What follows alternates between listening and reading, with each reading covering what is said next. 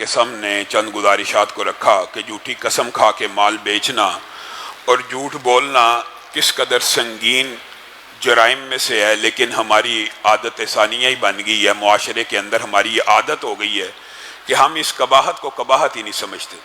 سیرت النبی کے باب میں ایک حکایت یہ بھی موجود ہے کہ ایک شخص نبی کریم صلی اللہ علیہ وسلم کے پاس آیا اور آ کے کہنے لگا، اے اللہ کے رسول، 4 علتیں پائی جاتی ہیں، شراب بھی پیتا ہوں، چوری بھی کرتا ہوں، برائی کا ارتکاب بھی کرتا ہوں، یہ بھی کرتا ہوں، 4 برے کام کرتا ہوں، جھوٹ بولنے کی عادت موجود ہے، ان 4 میں سے سر فہرست ہے، آپ مجھے بتلائیے ان 4 میں سے کس عادت کو چھوڑوں۔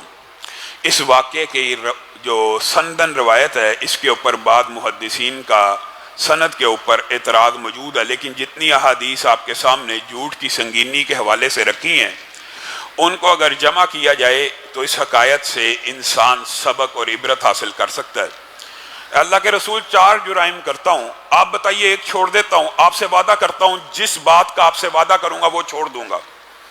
نبی کریم صلی اللہ علیہ وسلم سوچ میں پڑ گئے اور آپ نے کچھ دیر سوچنے کے بعد کہا، اب دیکھیے زنا کتنا بڑا جرم ہے، شراب پینا کتنا بڑا جرم ہے، چوری کرنا کتنا بڑا جرم ہے، حدود کے جرائم ہیں۔ رسول اللہ صلی اللہ علیہ وسلم نے ان تینوں میں سے کسی بھی جرم کو چھوڑنے کا نہیں کہا، بلکہ کیا کہا، پھر مجھ سے وعدہ کرتا ہے تو وعدہ کر آج کے بعد جھوٹ نہیں بولے گا۔ اس بندے نے وعدہ کر لیا، اب رات ہوئی، شراب پینے کا ارادہ کیا، کہا کل اللہ کے رسول کی بارگاہ میں پیش ہوں گا، جھوٹ نہ بولنے کا وعدہ کر لیا ہے، اگر رسول اللہ نے پوچھ لیا تو حد لگ جائے گی۔ زنا کی ارادے کی طرف بڑھا، یہی خیال آیا حد لگ جائے گی۔ چوری کا ارادہ کرنے لگا، یہی ارادہ آیا اب جھوٹ تو بولنا نہیں، تو مجھے صبح اگر پوچھ لیا گیا تو حد لاگو ہو جائے گی، ہاتھ کٹ جائے گا، سنسار کر دیا جاؤں گا، شرابی کی حد لگ جائے گی، کوڑے لگ جائیں گے۔ تو وہ رات کو بغیر کسی گناہ کے سو گیا۔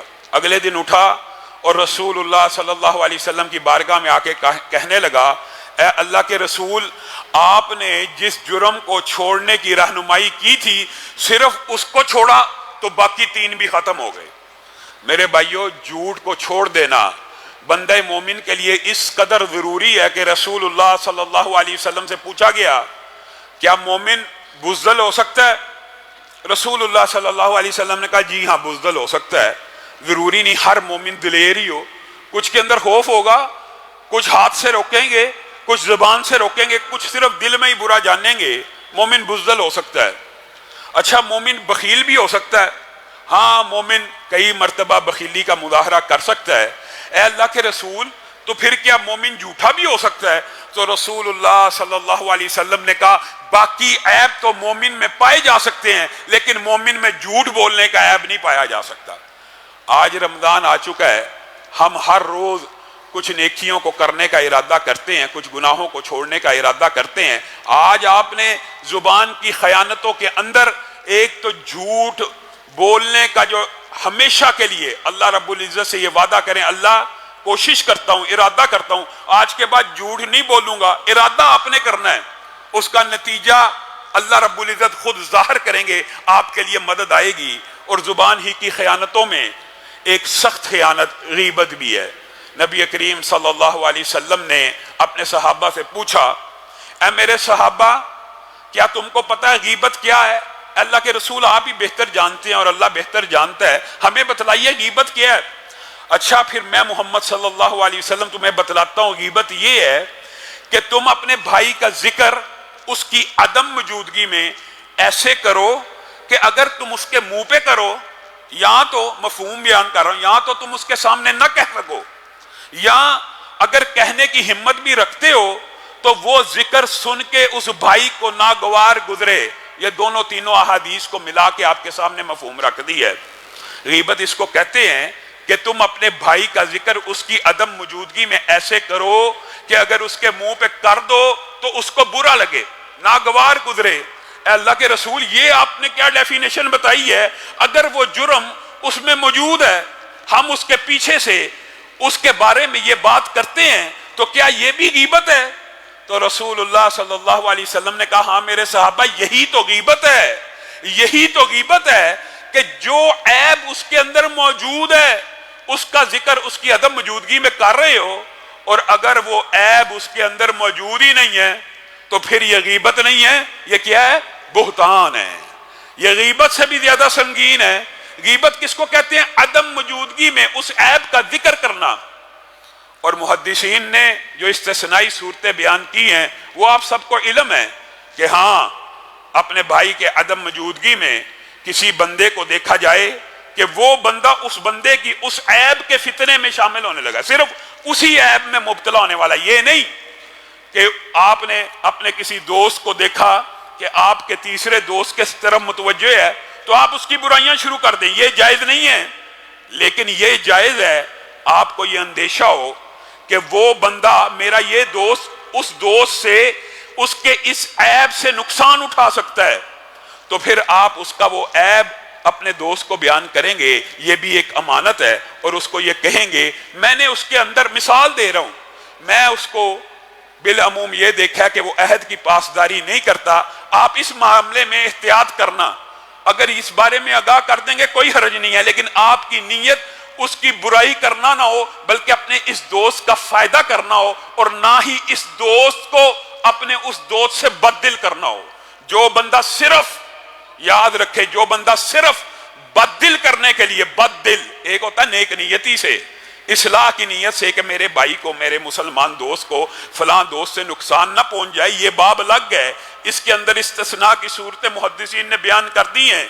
لیکن ایک بندہ اس کو پتہ ہے کہ میرے اس دوست کو اس دوست سے اس عیب میں نقصان نہیں پہنچنا، پھر بھی اس کا وہ عیب بیان کر رہا ہے، معاذ اللہ۔ نبی کریم صلی اللہ علیہ وسلم نے کہا اپنے مسلمان بھائیوں کے عیبوں کے پیچھے نہ پڑو، ان کے عیبوں کو تلاش مت کرو، ان کے عیبوں کو مت ٹٹولو، ان کے عیبوں کو نہ اچھالو۔ اتنی حدیثیں ہیں، کیوں؟ وجہ بھی بیان کر دی۔ جو مسلمانوں کے عیبوں کے پیچھے اپنے دوستوں کے، بھائیوں کے، رشتہ داروں کے، اعزاء و اقارب کے عیبوں کے پیچھے پڑا رہتا ہے تو پھر اللہ رب العزت بھی اس کے عیبوں کے پیچھے پڑ جاتے ہیں۔ جو بندہ لوگوں کے عیبوں کے پیچھے پڑتا ہے تو پھر رب تعالیٰ اس بندے کے عیب کے پیچھے پڑ جاتے ہیں۔ اسی لیے رسول اللہ صلی اللہ علیہ وسلم نے کہہ دیا آپ کو، اور مجھے یہ بھی نصیحت کر دی کہ اگر کسی مسلمان بھائی کی غیبت ہو رہی ہے اور اس وقت آپ نے اس بھائی کا دفاع کیا اس کی عدم موجودگی میں، ایک یہ تھا کہ عدم موجودگی میں اس کی برائی کی، اور ایک یہ ہے کہ عدم موجودگی میں اس کا دفاع کیا، تو رسول اللہ صلی اللہ علیہ وسلم نے فرمایا جو اپنے بھائی کی عدم موجودگی میں اس کی عزت کا دفاع کرے گا، کل قیامت کے دن اللہ رب العزت عرب انسانوں کے سامنے اس بندے کی عزت کا دفاع کریں گے۔ جس بندے کی عزت کا اللہ دفاع کریں گے وہ ناکام ہو جائے گا، وہ عرب انسانوں کے سامنے ذلیل و رسوا ہو جائے گا۔ یہ معاشرے میں رہنے کے چھوٹے چھوٹے آداب جن کو ہم نے فراموش کر دیا۔ ہماری مجلسیں غیبت کی بنیاد پہ ہوتی ہیں، آؤ چلتے ہیں آج فلاں کا جنازہ نکالنا ہے، فلاں کی عزت کا جنازہ نکالنا ہے، اور اس باب کے اندر میں اپنی بہنوں بیٹیوں کو اور عورتوں کو یہ بات کہنا چاہتا ہوں، مردوں میں بھی یہ عادت وافر پائی جاتی ہے لیکن عورتوں نے اس عیب کے اندر وافر اپنا حصہ رکھا ہوا ہے۔ صرف نشست مجلس رمضان کی راتوں میں، افطاری کے بعد دعوت افطار کے ڈنرز میں کئی مرتبہ بات طلب ہو جاتی ہے، اس لیے میں اپنی زبان کو روک لیتا ہوں کہ دعوتیں ہو رہی ہیں افطاری کی، دعوتیں ہو رہی ہیں ثواب کی، اور اکٹھا ہونے کا مقصد کیا ہے؟ فلاں فیملی کو ڈسکس کرنا ہے، فلاں فیملی کے بارے میں ڈسکشن کی جانی ہے۔ یہ ہمارے مسلمان معاشرے کے یہ آداب ہیں۔ وَلَا يَغْتَبْ بَعْضُكُمْ بَعْضًا، اللہ کہہ رہا ہے ایک دوسرے کی غیبتیں بیان نہ کرو۔ کیا تم یہ چاہتے ہو کہ تم اپنے مردہ بھائی کا گوشت کھاؤ؟ اور یہ صرف اللہ نے نہیں کہا، رسول اللہ صلی اللہ علیہ وسلم نے معراج کی رات میں غیبت کے جو آداب دیکھے تھے ان میں تو ایک ناخنوں کے ساتھ اپنے سینے کو نوچنا بھی شامل تھا، اور ایک کیا تھا؟ رسول اللہ کو اطلاع دی گئی کل قیامت کے دن جس کی غیبت کی گئی ہوگی کہا جائے گا دنیا میں انسانی گوشت کھاتا تھا، آج بھی یہ انسانی لاش تیرے سامنے پڑی ہے، اس کو کھا، اور وہ منہ بنا کر اس کو کھاتا اور چباتا رہے گا، اور قیامت کے دن اس کو یہی عذاب ملتا رہے گا۔ رسول اللہ صلی اللہ علیہ وسلم بیٹھے ہیں، اور یہ بات یاد رکھیے گا، محدثین نے یہ بات لکھی ہے، صوفیاء نے بھی کچھ باتیں لکھی ہوتی ہیں، اور ضروری نہیں ہوتا کہ صوفیہ کی ہر بات بھی غلط ہو، لیکن ان کا جو منہج ہوتا ہے وہ آپ کو پتہ شریعت سے فرق ہوتا ہے۔ لیکن علماء نے یہ بات لکھ دی ہے، محدثین نے، کہ گناہوں کی بدبو ہوتی ہے، عملی طور پہ ہوتی ہے۔ وہ الگ بات ہے کہ انسان ایک دوسرے کے گناہ کی بدبو نہیں سونگتے، اور اگر اللہ رب العزت ان گناہوں کی بدبو انسانوں کے اوپر بھی ظاہر کر دے تو شاید انسان ایک دوسرے سے ملنا ہی چھوڑ دیں، شاید انسان ایک دوسرے سے ملنا ہی چھوڑ دیں کہ فلاں سے اتنی بدبو آ رہی ہے گناہوں کی۔ لیکن اللہ رب العزت کئی مرتبہ ان گناہوں کی بدبو ظاہر بھی کر دیتا ہے، اور رسول اللہ صلی اللہ علیہ وسلم نے انہی میں سے ایک واقعے کو بیان کیا۔ مدینہ میں بیٹھے ہوئے ہیں، شدید بدبو آئی، شدید۔ صحابہ نے کہا یہ کیسی بدبو ہے؟ تو رسول اللہ صلی اللہ علیہ وسلم نے کہا یہ غیبت کرنے والے کے منہ سے نکلنے والی بدبو ہے۔ جب وہ لاش کھا رہا مردہ اپنے بھائی کی، اس کی بدبو آ رہی ہے۔ کچھ اعمال کی بدبو رسول اللہ نے بیان بھی کی ہے کہ کیسی کیسی بدبو آتی ہے، اور بے شک یہ بدبو اگرچہ انسان نہیں سونگ سکتے، لیکن فرشتے جو لطیف مخلوقات میں سے ہوتے ہیں ان کو گناہوں کی بدبو بے شمار آتی ہے، اور وہ گناہگار بندے کا ان چھوٹے چھوٹے عیوب کی وجہ سے ساتھ چھوڑ دیتے ہیں۔ رحمت کے فرشتے، حفاظت کے فرشتے، کتابت کے فرشتے، کتنے ہی فرشتے ہیں جو اللہ رب العزت نے انسانوں کے آگے پیچھے دائیں بائیں مقرر کیے ہوئے ہیں۔ وہ سارے فرشتے انسان کے ان معمولی عیبوں کی وجہ سے انسان سے دور ہو جاتے ہیں، پھر انسان جادو کا بھی شکار ہو جاتا ہے، جنات کا بھی شکار ہو جاتا ہے، اور پھر چلو اگر بندہ ہو بھی گیا تو علاج کا طریقہ تو یہ تھا کہ اللہ کی طرف آ جائے، کلام اللہ کی طرف آ جائے۔ عقل پہ ایسا پردہ پڑتا ہے، پھر جاتے کس کے پاس ہیں؟ وہ فلاں علاقے میں فلاں پیر ہے۔ پیروں کے اوپر تان کرنا مقصود نہیں ہے، لیکن وہ بندہ پیر نہیں ہوتا جی۔ وہ کیسا پیر ہے؟ اس نے جی 30 سال سے غسل نہیں کیا، اس نے جی 30 سال سے غسل نہیں کیا۔ عقل پہ پردہ تو پھر مسلمانوں کی بھی پڑ گیا۔ وہ بندہ ولی اللہ اور پیر ہو گیا جس نے 30 سال سے غسل نہیں کیا، 30 سال سے اس نے وضو نہیں کیا، 30 سال سے نماز نہیں پڑھی، اس کے پاس بھاگتے ہو شفا لینے کے لیے۔ یہ اپنی اصلاح کرو، پھر لوگوں کے ساتھ گلا نہ کرو۔ ٹھیک ہے، ان عیوب سے اگر بیماریاں آ گئیں، جادو جنات آ گئے، تو پھر ان کا علاج بھی شرعی طور پہ رقیہ شریعہ کے ذریعے جو رسول اللہ نے بتلا دیا ہے اس کے ذریعے سب سے بہتر یہ ہوتا ہے کہ انسان خود علاج کرے۔ تو میرے بھائیو، یہ جو جرم ہے غیبت کا، یہ اتنا سنگین ہے کہ رسول اللہ صلی اللہ علیہ وسلم نے ایک تو بدبو بیان کی، ایک اس کا ذائقہ بھی صحیح حدیث میں بیان کر دیا۔ ذائقہ بھی حضرت عائشہ نے ایک مرتبہ حضرت صفیہ کو کوتاہ قد کہہ دیا۔ کوتاہ قد، چھوٹا قد، چھوٹا قد، کہ اس کا قد تو بڑا چھوٹا ہے، بتائیے۔ اور ان کا قد چھوٹا تھا، لیکن رسول اللہ صلی اللہ علیہ وسلم امت کو سمجھانا چاہتے تھے یہ چھوٹے قد بڑے قد، یہ خوبصورت شکل یہ بد شکل، یہ گورا رنگ یہ کالا رنگ، یہ سرخ رنگ، یہ کوئی اللہ کے ہاں عزت کا معیار ہی نہیں۔ اللہ کے ہاں عزت کا معیار صرف دلوں کا تقوی ہے۔ حضرت عائشہ نے صرف یہ الفاظ کہے، رسول اللہ صلی اللہ علیہ وسلم نے انہیں بھی، مجھے بھی، آپ کو بھی رہتی دنیا تک کے لیے یہ اصول اور کلیہ بھی سمجھا دیا غیبت کے ذائقے کا۔ رسول اللہ صلی اللہ علیہ وسلم نے کہا یہ جو تیری بات ہے نا کہ صفیہ کا قد چھوٹا ہے، اس کی اگر گولی مفہوم ہے، گولی بنا لی جائے، یا اس کا سیرپ بنا لیا جائے، یا اس کو ایک چمچی میں لے کر سمندر میں ڈال دیا جائے، سمندر میں، زمین کا کتنا فیصد حصہ سمندر ہے آپ جانتے ہیں، کتنا پانی ہے، اور وہ سمندر میٹھے پانی کا ہو، اس کا ذائقہ اتنا تلخ اور کڑوا ہے عائشہ، اگر اس سمندر میں بھی ڈال دیا جائے تو سارے کے سارے سمندر کڑوے ہو جائیں۔ صرف بدبو نہیں بتائی، ذائقہ بھی بتایا ہے، اور یہ ذائقہ تو نے اور میں نے چکھنا نہیں ہے۔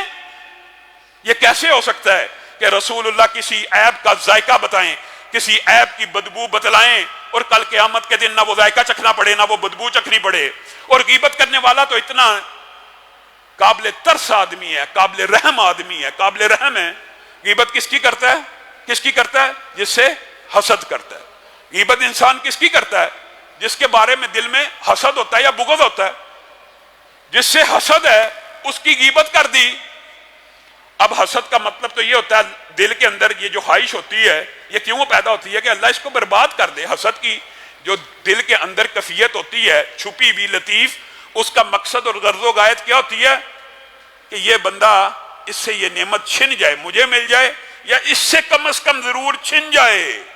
یعنی ایک تو اس بندے سے حسد کر رہا ہے، اور کتنا دکھ اور افسوس کی بات ہے جس سے حسد کرتا تھا دنیا میں اس کی غیبت تو کر لی، اور جس سے حسد کرتا تھا چاہتا تھا اس کو نعمتیں نہ ملیں، کل قیامت کے دن اسی کو اپنی نیکیاں دے رہا ہے، اسی کو اپنی نیکیاں دے رہا ہے. غیبت کرنے والا کتنا بے وقوف ہے. ہونا تو یہ چاہیے سیلفش ہی ہو، اگر اپنی ذات کے ساتھ ہی مخلص ہو، چاہیے تو یہ کہ اس کو نقصان پہنچے. مثال دے رہا ہوں، اگر یہی خواہش ہے ہو تو الٹا رہے. نقصان تو کل قیامت کے دن تجھے ہونا ہے. عبادتیں تو کر رہا ہے، روزے تو رکھ رہا ہے، سجدے تو کر رہا ہے، وہ بندے کے خلاف صرف تو غیبت کر رہا ہے. نہ اس نے قیام کیا، نہ اس نے سجدہ کیا، نہ رکوع کیا. کل قیامت کا دن ہوگا تیری نیکیاں اس کو دی جا رہی ہیں، تیری نیکیاں اس کو دی جا رہی ہیں. رسول اللہ صلی اللہ علیہ وسلم نے ارشاد فرما دیا کہ کل قیامت کے دن بہت سے نیکی کرنے والے اپنی نیکیوں کو تلاش کر رہے ہوں گے. اللہ فلاں وقت اتنی عبادت کی تھی، اللہ فلاں وقت اتنی عبادت کی تھی، آج وہ نیکیاں نظر نہیں آتی. تو ان کو جواب دیا جائے گا نیکیاں تو کی تھیں، لیکن فلاں بندے کی غیبت بھی کی تھی، فلاں بندے کی برائی بھی کی تھی، فلاں بندے کی عیب جوئی بھی کی تھی. وہ نیکی تو اس عیب کے بدلے میں اس کو لٹا دی گئی ہے، اس کو پہنچا دی گئی ہے. اسی طرح اس باب کے اندر ایک اور روایت موجود ہے جس کی سند کے اوپر محدثین کا اختلاف ہے، لیکن ان تمام روایات کو اگر جمع کیا جائے تو سنگینی کے اعتبار سے مفہوماً یہ روایات درست ہوتی ہے، مفہوماً سندن ضعیف بھی ہوں. رسول اللہ صلی اللہ علیہ وسلم ایک سفر میں ہیں، ساتھ ابو بکر و عمر ہیں، ساتھ ان کا ایک ملازم ہے. ابو بکر و عمر ملازم کو کس لیے لے کے گئے ہیں کہ یہ ہمارا کھانا پکائے گا، ہماری خدمت کرے گا. اب انہوں نے کیا دیکھا کہ دھوپ پڑ گئی ہے، وہ آرام کے لیے لیٹ گئے ہیں، نیند سے اٹھے کیا دیکھتے ہیں ملازم سو رہا ہے. ایک دوسرے کی طرف مسکرا کے دیکھنا شروع ہو گیا ابو بکر و عمر، اور آنکھوں میں یہ بات کہہ دی کہ یہ ملازم کو اس لیے لے کے آئے تھے کہ یہ یہاں پہ سوتا رہے اور آرام کرتا رہے، اس کو تو لائے تک روٹی پکانے کے لیے، اب بھوک لگنا شروع ہو گئی اور یہ آرام کر رہا ہے. خیر یہ بات آنکھوں میں کر کے اٹھ کر رسول اللہ صلی اللہ علیہ وسلم کی بارگاہ میں پہنچ گئے. اللہ کے رسول بھوک بہت ہے، ہمیں بھی کچھ کھلائیے. رسول اللہ صلی اللہ علیہ وسلم نے کہا تم دونوں اپنا کھانا کھائے ہو؟ کہا اللہ کے رسول ہم تو بھوکے ہیں. کہا وہ جو تم نے آنکھوں میں ایک دوسرے کو کہا ہے یہ ہمارا مسلمان بھائی تھا، سویا ہوا تھا، آنکھوں میں کہا نا، گویا تم نے اپنے حصے کا کھانا کھا لیا. اپنی بھائی کی اتنی عیب کی بات بیان کر کے تم نے اپنے حصے کا کھانا کھا لیا. گویا رسول اللہ صلی اللہ علیہ وسلم نے بھی اور اللہ نے بھی غیبت کرنے کو اپنے بھائی کا، اور زندہ بھائی کا نہیں، مردہ بھائی کا گوشت کھانا مراد لیا کہ اس کی عزت کو نوچ رہے ہو، اس کا گوشت کھا رہے ہو، تمہارا ہی بھائی ہے. بجائے اس کے کہ اس کی اصلاح کرو، اگر تمہیں کسی بھائی کا عیب پتہ چل گیا اس کو کارنر پہ لے جاؤ، میرے بھائی تمہارے بارے میں یہ اطلاع ملی ہے، اگر تمہارے میں یہ عیب ہے ارادہ کرو، اس گناہ کو چھوڑنے کا ارادہ کرو گے، آسمان سے مدد آئے گی. میرے بھائیو اللہ کی قسم کھا کے کہتا ہوں کوئی بندہ جتنا مرضی کوئی عادی گناہ گار ہو، جب کسی گناہ کو، عادی گناہ کو بھی چھوڑنے کا ارادہ کرتا ہے آسمان سے مدد کا نزول ہونا شروع ہوتا ہے. ارادہ کرنا ہے، ارادہ تو کریں. بندہ ارادہ ہی نہیں کرتا، بندہ یہ سوچتا ہے یہ گناہ مجھ سے چھوٹ ہی نہیں سکتا. بنیادی طور پہ بات یہ شیطان مغالطہ ڈالتا ہے. بندہ یہ سوچتا ہے کہ شاید یہ گناہ میں چھوڑ ہی نہیں سکتا. کیوں نہیں چھوڑ سکتا؟ آج ارادہ کر، اللہ آسمان سے مدد کا نزول فرمائے گا.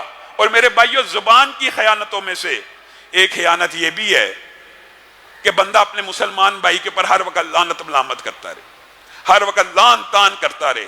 نبی کریم صلی اللہ علیہ وسلم نے ارشاد فرمایا مومن لعن تان کرنے والا نہیں ہوتا، فحش گوئی کرنے والا نہیں ہوتا، بد زبان نہیں ہوتا، بد اخلاق نہیں ہوتا.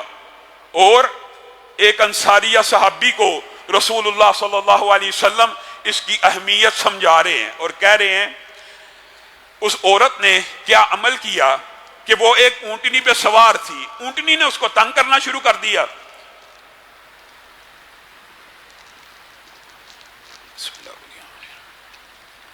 ऊँटनी ने तंग किया तो उनके मुंह से निकल गया, तुझ पे लानत हो। रसूलुल्लाह ने रहती दुनिया को समझाने के लिए कहा, इस ऊँटनी से उतर जा, उतर जा। उतर गई, इसको आजाद कर दे। अल्लाह के रसूल, मेरी ऊँटनी है, इसको मैं कहां छोड़ दूं सहरा में? तूने इसके ऊपर लानत की है, और लानत का एक कुलिया है, कुलिया समझने की जरूरत है, इसके ऊपर पड़ गई है। और अब जिस जानवर के ऊपर अल्लाह की लानत पड़ गई है, तुझे उसको अपने पास रखने का क्या फायदा? तुझे उसको अपने पास रखने का क्या फायदा जिसके ऊपर अल्लाह की लानत पड़ चुकी हो? कुलिया क्या समझा रहे हैं? दूसरी हदीस में वो कुलिया भी मौजूद है। जब कोई बंदा अपने किसी मुसलमान भाई के ऊपर लानत करता है, आपके सामने जुम्मे में ये बात रखी थी, जब कोई बंदा सुभान अल्लाह कहता है, 7 आसमान के दरवाजे खुलते हैं, 1 सेकंड के भी 1000वें हिस्से में अर्शे अदीम तक वो कलिमात पहुंचते हैं।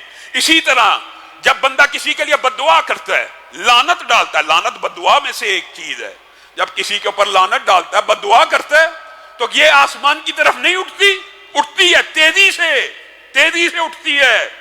क्यों? क्योंकि अल्लाह का हक है बंदे मोमिन की दुआ को सुने।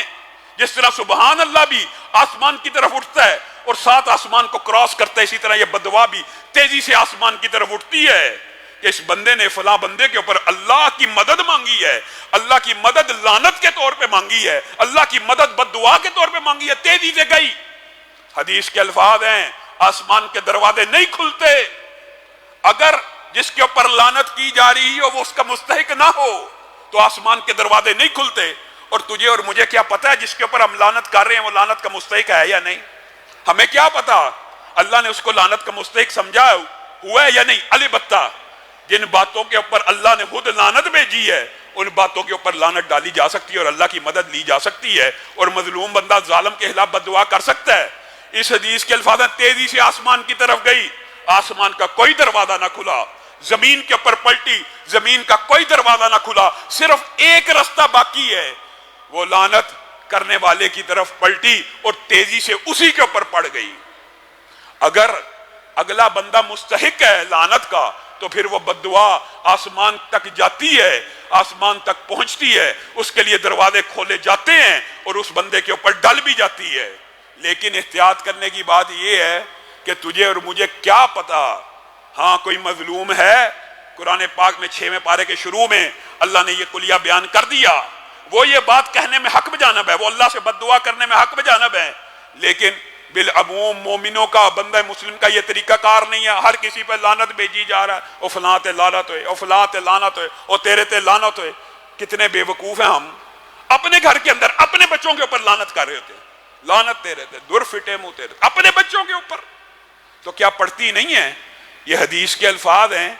बाद लोगों ने वही के इल्म को बस थ्योरी समझा हुआ है, प्रैक्टिकल में वो ये सोचते नहीं ऐसा हो नहीं सकता, जाती हो आती हो।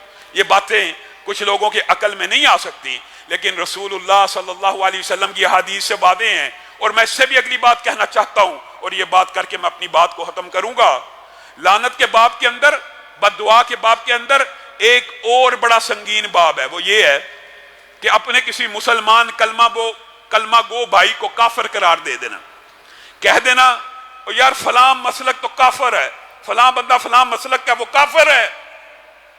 नबी करीम सल्लल्लाहु अलैहि वसल्लम ने यह भी इरशाद फरमा दिया, जब कोई बंदा किसी को काफिर कहता है, किसी को काफिर कहता है, सिर्फ कहता है, इसका मामला लानत से भी ज्यादा तेज है। काफिर कहता है या कहने वाला काफिर हो जाता है या जिसको कहा गया वो काफिर हो जाता है, दोनों में से एक के ऊपर कुफर लौट आता है। क्यों? कहने वाला क्यों काफिर हो गया? क्योंकि इसने एक शख्स के ऊपर झूठा इल्जाम लगाया, जिस इल्जाम का इल्म सिर्फ रब ताला को था और हकीकत उसके दिल की सिर्फ रब जानता था। तू कौन होता है किसी को काफिर कहने वाला? अल्लाह जवाब देता, वो नहीं बल्कि तू ही काफिर हो गया। वो कैसे काफिर हो गया? तू काफिर हो गया। और अगर वो बंदा हकीकत में काफिर हो तो वाकई दोनों में से एक काफिर हो जाता है। लेकिन मेरे भाइयों, यहां इसकी संगीनी के ऊपर आपने रुक के एक बात के ऊपर गौर करना है। यहां पे बाद लोग, हम तो ये कहते हैं मुसलमान जो कलमा गो हैं उनकी भी मुअय्यन तकफीर नहीं होनी चाहिए, उनको भी काफिर नहीं कहना चाहिए, जहालत का, तावील का उधर उनको देना चाहिए। लेकिन यहां पे एक बदबख्त टोला ऐसा मौजूद है, मुआद अल्लाह, सुम्मा मुआद अल्लाह, जो उन लोगों के ईमान के ऊपर शुबा करता है और उन लोगों को बेईमान कहता है जिनको अल्लाह रजी अल्लाह कहता है।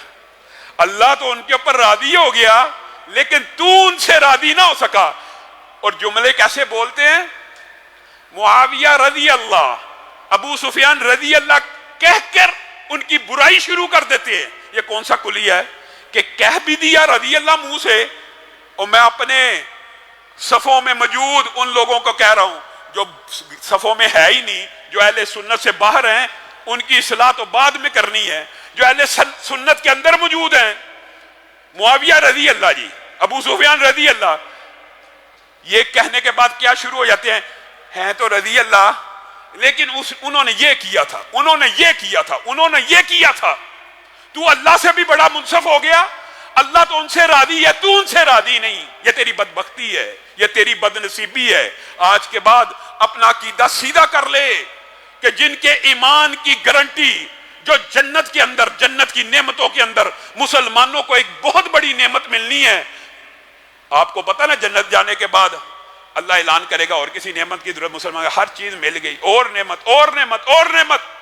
उसके बाद एक वक्त यह भी आएगा, मुसलमान कहेंगे अल्लाह हर नेमत तो मिल गई है। अल्लाह उस वक्त ऐलान करेगा व रिज़वानुम मिनल्लाहि अकबर, मैं तुमसे राजी हो गया। जिस तरह तुम्हारे बाप आदम को कभी जन्नत से निकाला था, आज के बाद तुम में से किसी एक को जन्नत से नहीं निकालूंगा। वो एजाज जो जन्नतियों को एक अरसे के बाद जन्नत में मिलना है, सहाबा को इस जमीन की पुश्त के ऊपर अल्लाह ने दे दी है। उनके ऊपर इल्जाम लगाते हो, उनके ईमान के बारे में, उनके ईमान को निशाना बनाते हो, मुआद अल्लाह। और वो जो बाहर के हैं, वो तो उनका तो अकीदा ही कमाल है। रसूलुल्लाह सल्लल्लाहु अलैहि वसल्लम दुनिया से चले गए थे, 4 के अलावा बाकी सब काफिर हो गए थे, मुआद अल्लाह। वो काफिर नहीं होता जिनको अल्लाह जिनसे राजी हो, उनको काफिर कहने से बंदा काफिर हो जाता है। अल्लाह रब्बुल इज्जत जो कहा गया, जो सुना गया, उसको समझने की तौफीक इनायत फरमाए। सुभान रब्बिक रब्बिल